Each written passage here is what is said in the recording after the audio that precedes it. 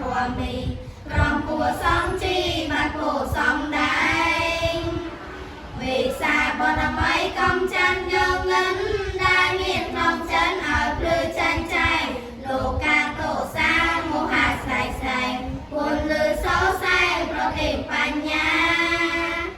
វិសាបនមីខិតក្នុងសទានឲ្យបាជាយានឆ្លងកាត់សង្សារកាត់អាបាយភូមិទុកច្រើនក្រៃណាចម្រើនមេត្តាដល់សន្តិទាំងឡាយវិសាបនមីអប់រំវិជ្ជា